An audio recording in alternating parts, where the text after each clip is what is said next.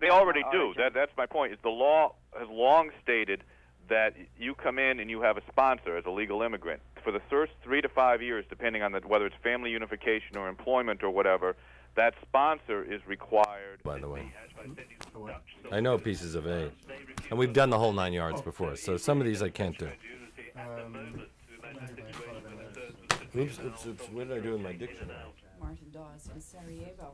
The UN complained today that Serbian forces are harassing peacekeepers almost daily, including armed attacks the UN calls outrageous. The man President Clinton is nominating as the new Treasury Secretary, Robert Rubin, says he does not expect economic policy to be much different than under the outgoing Secretary, Lloyd Bentsen. In a series of interviews today, Rubin said his...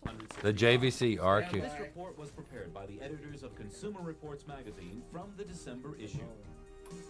This is not... It's a New York & Company ticket giveaway. Songs by Schubert, Debussy, David Diamond, and others will be performed by baritone Martin Bruns in his recital at the 92nd Street Y on Lexington Avenue at 92nd Street Saturday evening at 8 p.m. For more information, call 212-996-1100. WNYC has 3 pairs of complimentary tickets to the recital. We're giving those away now, starting with the third caller to reach us at 212-267-WNYC. Hello, I'm Cynthia Heimel, humor writer and maniac, and you're listening to New York & Company with Leonard Lopez. Okay, here we go. WNYC. And we'll go to the news and we'll take a break and we'll come back. Public Radio. Just so that you don't think I'm dismissing you in 12 minutes or whatever.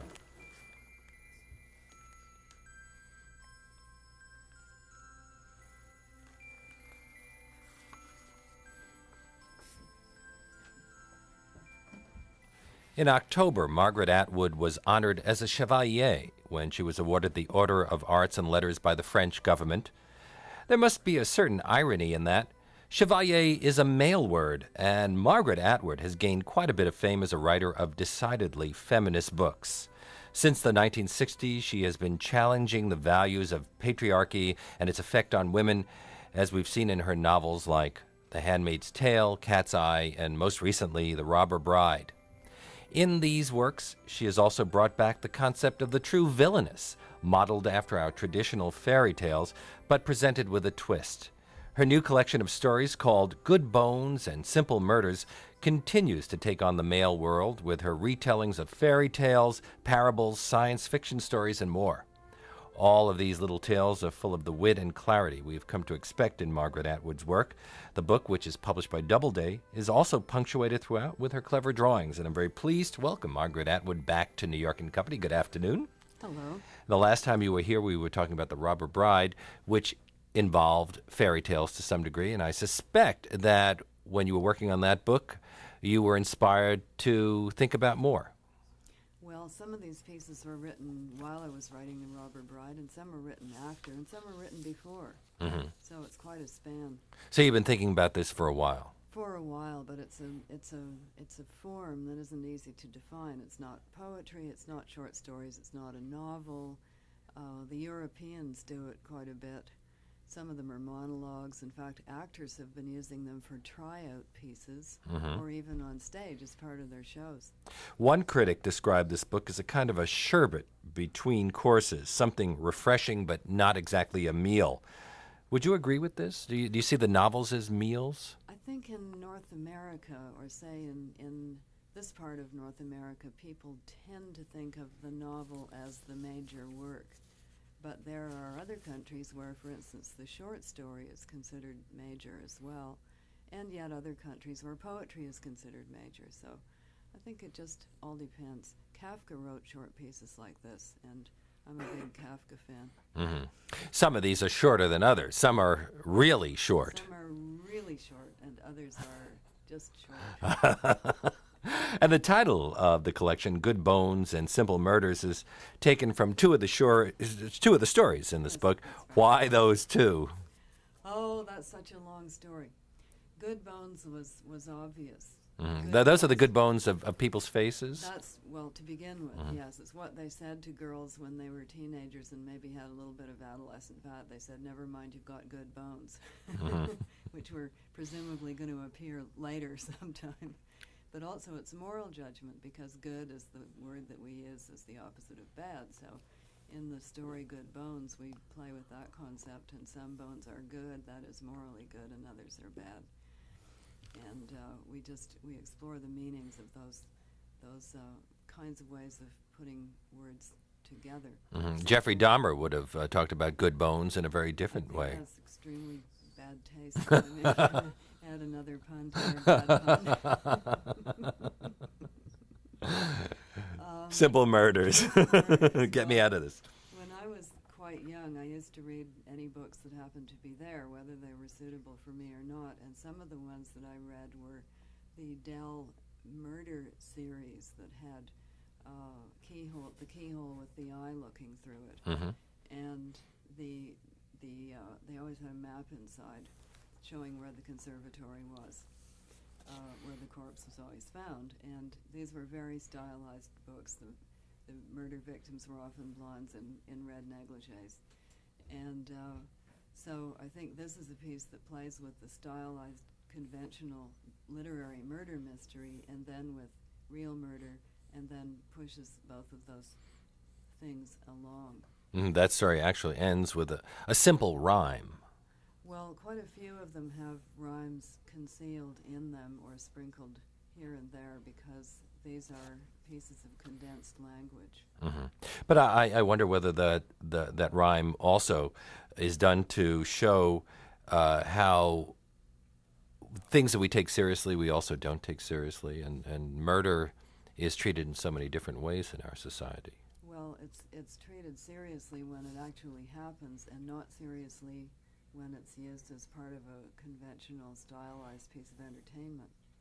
And I think that is confusing to people who can't tell the difference between books and life.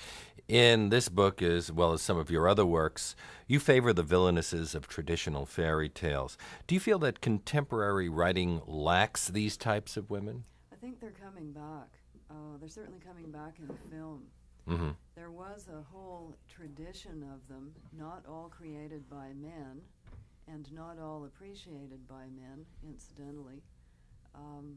Going back all the way to, for instance, Delilah or the Sirens, Medusa, and then through literature, Lady Macbeth, and then Becky Sharp and Vanity Fair, and then a whole slew of them at the end of the 19th century. They were very big on the Dark Lady in ballet, think of Swan Lake, and in opera, think of Tales of Hoffmann. And The Wicked Witches? Art. In art, indeed, all the pre-Raphaelite fatal women, starting with perhaps John Keats, way back then. And then into film with people like Theda Bara and Marlene Dietrich in The Blue Angel and all those Joan Crawford roles. And then at the time of the Second World War, they disappeared. Where did they go? They got replaced by Betty Grable. Great legs, not threatening, real friendly smile. And right after the war, we had Debbie Reynolds and Doris Day and June Allison playing those nice roles. I think the McCarthy hearings had something to do with that, because the femme fatale is a subversive figure. And Hollywood wanted to do nothing but light domestic comedy with no political implications for a while. Also, it was the nesting period right after the war. And then along came the 60s, and seduction became passé. Nobody bothered with the preliminaries anymore, or courtship, or any of those things. It was considered old hat. And then along came the women's movement, and these figures were considered constructions of male fantasy, although open any women's magazine, look at the perfume and lingerie ads, and there they are again, appealing to women, because they do represent power. But interestingly, as you say, when Glenn Close plays one of these characters, or Sharon Stone plays more than one, when we have books like Disclosure, there is a big debate that's open, because many people point out these are very unrealistic, that these kinds of female villainesses don't really exist very often. There's a difference between somebody who is shown as crazy and the adventuress, such as Becky Sharp or such as Undine Sprague in Edith Wharton's novel Custom of the Country. Those people were not crazy. They were women who wanted to make their way in the world, did not have social standing, and their only way of making their way was to use their wits. And what did they use their wits on? They used them on men, because that's who had the power. So they were adventuresses in the same way that there were male adventurers after much the same thing, loot. So the kind of woman that I'm talking about was not crazy and was not depicted as crazy. She was depicted as clever and ingenious, somewhat heartless, and exploitative, but not crazy. She was not a murderer. Murderess, excuse me. We still saying murderesses? Well, I think some of us are. In the story Unpopular Gals, another word, gals, that doesn't get used a lot, you point out that without all the ugly stepsisters and wicked stepmothers, all the good heroines would come to a boring end. Well, I think it's even worse than that. Without something destabilizing, there isn't any plot. And it may be our goal in life to live life in a serene way and not be destabilized. But if we're reading a book or looking at a film, something has to happen. So the something can either be a whirlwind, a shark, an earthquake, or it can be something that another person does.